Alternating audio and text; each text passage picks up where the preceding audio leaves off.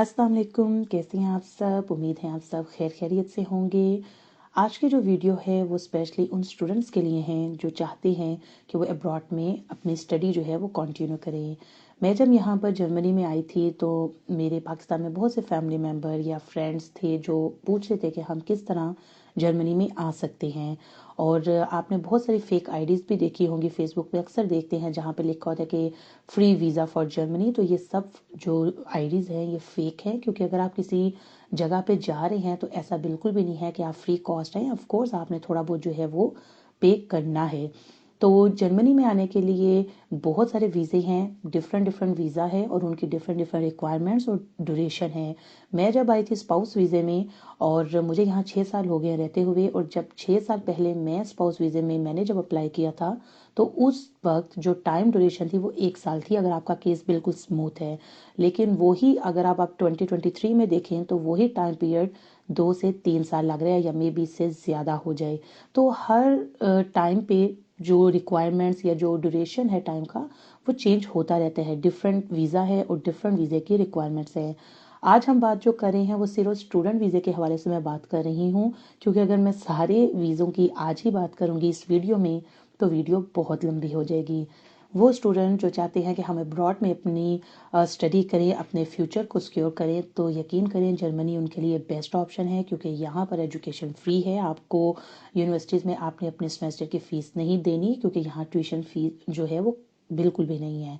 अगर आप बाकी जो इंग्लिश कंट्रीज़ हैं उनसे कंपेयर करें तो वहाँ अपने हर सेमेस्टर की अच्छी खासी अमाउंट जो है वो आपने पे करनी है। तो इस लिहाज से जर्मनी जो है आपके लिए बेस्ट ऑप्शन है। और यहाँ पर जो मास्टर लेवल के स्टूडेंट्स हैं उनको आप लैंग्वेज का भी इशू नहीं है, क्योंकि उसके लिए उनको जर्मन सर्टिफिकेट की ज़रूरत नहीं है। यहाँ पर हम बात करते हैं कि वो स्टूडेंट्स जो इस वक्त बैचलर कर रहे हैं या जिन्होंने बैचलर कर लिया है पाकिस्तान से और आगे वो मास्टर के लिए अप्लाई करना चाहते हैं, तो ये उनके लिए बेस्ट ऑप्शन है। इंटर के बाद भी आप कर सकते हैं अप्लाई स्टडी के लिए यहाँ पर, लेकिन वो एक डिटेल टॉपिक है। तो आज हम बात कर रहे हैं बैचलर वाले स्टूडेंट्स की। अच्छा, ये स्टार्ट करने से पहले मैं बता दूं कि जर्मनी में यहाँ बहुत ज़्यादा ज़रूरत है, उनको बहुत ज़्यादा रिक्वायर्ड है लोगों की। आईटी से रिलेटेड लोग, इंजीनियरिंग से रिलेटेड लोग को जो जिनकी प्रोग्रामिंग बहुत अच्छी है, जो सॉफ्टवेयर इंजीनियर, किसी भी आईटी और इंजीनियरिंग से रिलेटेड जो भी बंदा है वो ज़रूर इस अपॉर्चुनिटी को अवेल करें। और बताते हैं आपको आपने करना क्या है। सबसे पहले तो आपने अपना प्रोग्राम सेलेक्ट करना है कि आपने आगे जर्मनी जाकर आपने कौन सा आप सब्जेक्ट जो है वो अपना लेना चाहती हैं। तो 4 वेबसाइट हैं जहाँ पर आपने अपनी प्रोग्राम को सिलेक्ट करना है। सबसे पहले है .de, उसके बाद नंबर 2 पे है mygermanyuni.com, थर्ड है studyoda.com, फोर्थ है studyingermany.com। ये 4 वेबसाइट है जहाँ से आप अपना जो प्रोग्राम है वो सिलेक्ट कर सकते हैं। लेकिन इन चारों में से जो सबसे ऑफिशियली जो वेबसाइट है वो .de की है।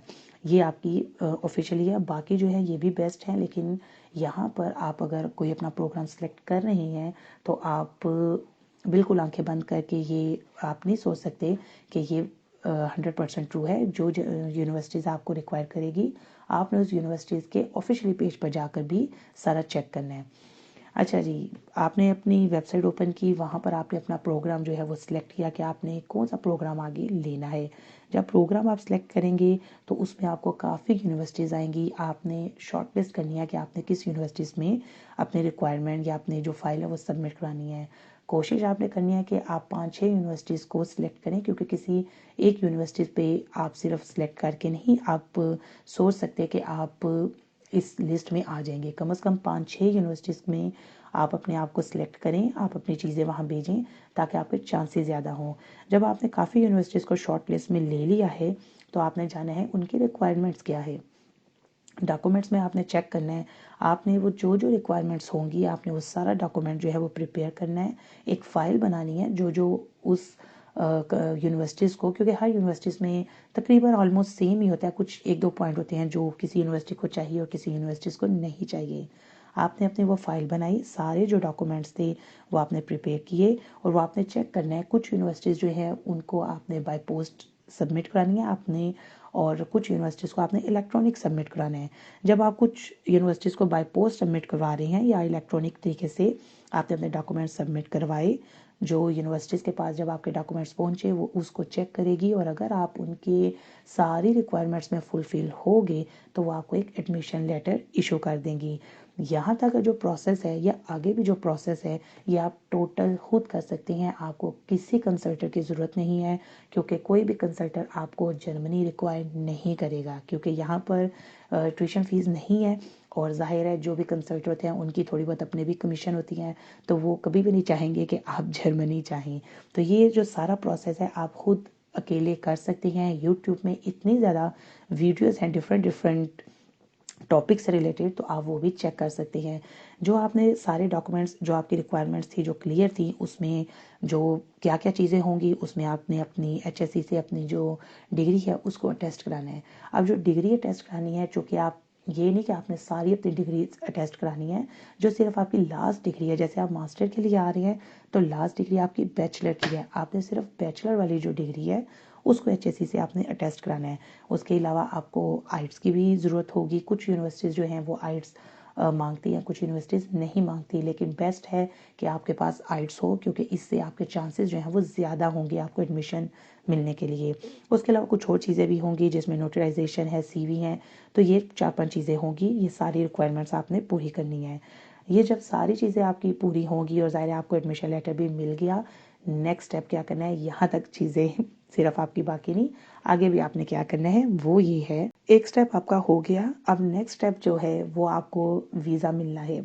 और उस वीज़े के लिए आपको क्या चाहिए, जब आपने एम्बेसी में वीज़ा लेना जाएंगे तो ज़ाहिर है उन्होंने ऐसे वीज़ा नहीं दे देना, उनकी भी कुछ रिक्वायरमेंट्स होंगी।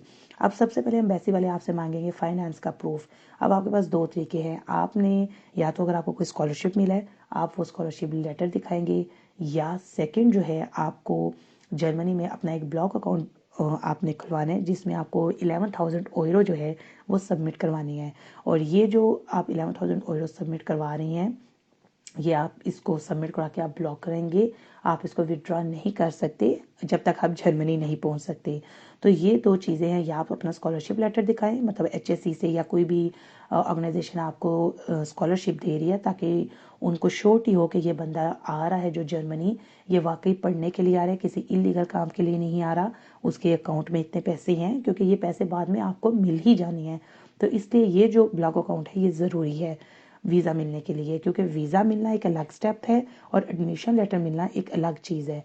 जब आपका ये एम्बेसी में, जिस तरह आपने एडमिशन लेटर लेने के लिए एक फ़ाइल बनाई थी, इसी तरह एम्बेसी में वीज़ा लेने के लिए आपने एक फ़ाइल बनानी है, जिसमें आपने अपने सारे जो डॉक्यूमेंट्स हैं वो आपने अपनी जो रिक्वायरमेंट्स है जो जो उनकी, उसमें आपने फुलफ़िल करनी है। और मेन चीज़ जो है ये आपने फाइनेंस का बताना है। जब ये फ़ाइल आपकी सारी रेडी होगी, आप अपनी सबमिट करवाएंगे, तो जब आप सारी चीज़ें फुलफ़िल होंगी तो आपको वीज़ा मिल जाएगा। तो इस तरह फिर जो है आप जर्मनी आ सकते हैं। और ये जो तरीका आपको आज स्टूडेंट वीज़े के हवाले से बताया, और भी बहुत सारे तरीके हैं जिसमें आप जो स्टूडेंट्स हैं या जॉब के लिए जो हैं वो आप जर्मनी आ सकते हैं। लेकिन मेरे ख्याल से वीडियो ज़्यादा लंबी हो जाएगी, इसको यहीं पे करते हैं ख़त्म। उम्मीद है आपको ये वीडियो अच्छी लगी होगी। चैनल पर जो न्यू है काइंडली वो चैनल को सब्सक्राइब कर दें, लाइक कर दें और इसको शेयर करें। मिलते हैं आपसे अगली वीडियो में, तब तक के लिए अल्लाह हाफिज़।